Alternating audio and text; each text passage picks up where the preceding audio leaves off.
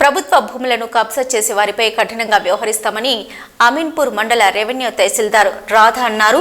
Media వాస్తవాలను ప్రసారం చేయాలని, కబ్జాదారులకు రెవెన్యూ అధికారులు సహకరిస్తున్నారని వార్తా కథనాలను ఆమె తీవ్రంగా ఖండించారు. సంగారెడ్డి జిల్లా అమీన్పూర్ మండల పరిధిలోని సుల్తాన్పూర్ సర్వే నెంబర్ 30లో జరుగుతున్న అక్రమ నిర్మాణాలపై మీడియాలో వస్తున్న కథనాలపై తహసీల్దార్ రాధా తీవ్రంగా స్పందించారు.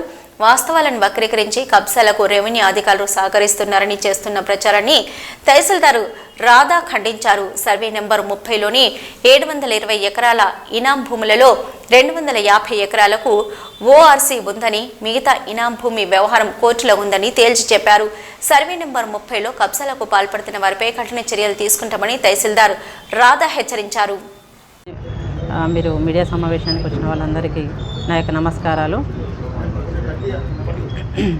ముఖ్యంగా నిన్న ఒక మీడియా కథనంలో సుల్తాన్పూర్ సంబంధించి 30 సర్వే నెంబర్లో జరిగేటువంటి ఎంక్రోచ్మెంట్కి సంబంధించి ఒకటి ప్రాపర్ ఇన్ఫర్మేషన్ లేకుండా, ప్రాపర్ ఎవిడెన్సెస్ ఏం లేకుండా ఒక జిల్లా కలెక్టర్ని, తర్వాత ఎంఆర్ఓని ఎంక్రోచ్మెంట్కి సహకరిస్తున్నారని ఒక వార్తా కథనం రావడం జరిగింది. అది ప్రాపర్ ఇన్ఫర్మేషన్ లేదు, వాటికి ప్రాపర్ ఎవిడెన్సెస్ ఏం పెట్టకుండా వాళ్ళు అట్లా మీడియా కథనం ప్రచురించడం చాలా బాధాకరం. మేము ఆఫీసర్లుగా దాన్ని ఖండిస్తున్నాము. ఎందుకంటే సుల్తాన్పూర్లో 30 సర్వే నెంబర్ అనేది మీకు ప్రాపర్ ఇన్ఫర్మేషన్ చెప్తాను దాని గురించి. అది మొత్తం 722 ఎకరాలు ఉంటుంది. దాంట్లో 242 ఎకరాలకి ఆల్రెడీ రైతులకి, ఒరిజినల్ రైతులు ఎవరైతే ఉన్నారో వాళ్ళకు ఓఆర్సీ వచ్చింది. తర్వాత 384 ఎకరాలు ఇనాందారులకు గవర్నమెంట్కి మధ్య అది కోర్టు డిస్ప్యూట్ నడుస్తుంది. అది పాన్మక్త ఇనాం, అది ఇనాం ల్యాండ్, ప్రభుత్వ భూమి కాదు, అది ఇనాం ల్యాండ్. ఇనాందారులకు గవర్నమెంట్కి దాంట్లో డిస్ప్యూట్ నడవడం వల్ల అది మనం కోర్టు కేసు డిస్ప్యూట్ కింద పరిగణిస్తున్నాము. దాంట్లో ఏంటంటే మనకు ఈ మధ్యకాలంలో కొన్ని ఎంక్రోచ్మెంట్స్ వచ్చినాయని తెలియగానే మా ఆర్ఐ గారు సెప్టెంబర్ 21, 2024లో అక్కడ జరిగేటువంటి జేసీబీ వర్క్స్ని ఆపించడం జరిగింది. ఇది మేము మా దగ్గర ఫొటోస్ ఎవిడెన్సెస్ ఉన్నాయి, మేము మీడియాకు కూడా ఇవ్వడం జరిగింది. దాని తర్వాత సెప్టెంబర్ 21, 2024 మా ఆర్ఐ గారు విత్ పోలీస్ ఫోర్స్తో యుక్తంగా వెళ్ళి అక్కడ ఉండేటువంటి జేసీబీలని స్టాప్ చేయడం జరిగింది. అక్కడ చిన్న చిన్న టిన్ షీట్స్ ఉంటే వాటిని రిమూవ్ చేయడం జరిగింది. ఆ రోజు జరిగింది ఆల్రెడీ. తర్వాత మళ్ళీ అగైన్ కొన్ని కన్స్ట్రక్షన్స్ వస్తున్నాయని మా నోటీస్కి వచ్చిన తర్వాత మేము రీసెంట్గా 16వ తారీఖు మేము అమీన్పూర్ హెచ్ఓ గారికి లెటర్ రాయడం జరిగింది. 16/11/2024 రోజు మేము లెటర్ రాసాము. మేము 19/11/2024కి ప్లాన్ చేసుకున్నాం. అక్కడ ఉన్నటువంటి ఇంకా ప్లాటింగ్ స్టోన్ జరుగుతున్నాయి, దాన్ని రిమూవ్ చేయడానికి మేము ప్లానింగ్లో ఉన్నాము. మేము ప్లానింగ్లో ఉండగానే వీళ్ళు మీడియా వాళ్ళు కలెక్టరు, ఎంఆర్ఓ గారు సహకరిస్తున్నారని ఒకటి తప్పుడు సమాచారంతో తప్పుడు కథనం ప్రచారం చేశారు. అది వాస్తవం కాదు అని చెప్పడానికి మేము ఇలా ప్రెస్ మీట్ పెట్టుకున్నాము.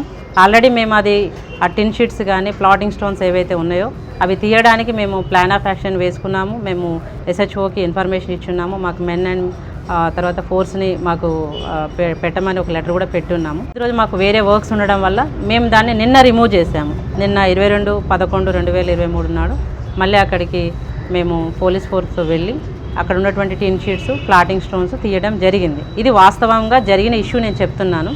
కానీ వాళ్ళు మీడియా వాళ్ళు ఏం అంటే ఈ ఇన్ఫర్మేషన్ వాళ్ళు తెలుసుకోకుండానే అట్లా వార్తా కథనం ప్రచారం చేయడం వల్ల ప్రాపర్గా మీడియా అనేది ప్రజలకు, అధికారులకు మధ్య వారధిగా పనిచేస్తుంది. కాబట్టి మా యొక్క రిక్వెస్ట్ ఏంటంటే కరెక్ట్ ప్రాపర్ ఇన్ఫర్మేషన్ తీసుకొని ప్రాపర్గా వార్తలు ప్రచురించాలని మేము రిక్వెస్ట్ చేస్తున్నాము.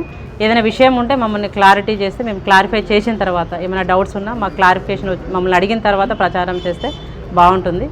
ఎందుకంటే మనం అమీన్పూర్లో జరిగేటువంటి ప్రతిదీ కూడా మనం అది చూస్తున్నారు, స్టేట్ మొత్తం పబ్లిక్ చూస్తున్నారు. మనం ఎంక్రోచ్మెంట్స్ ఎక్కడ ఉన్నా కూడా మనం డిమాలిషన్ చేస్తున్నాం, రిమూవ్ చేస్తున్నాం.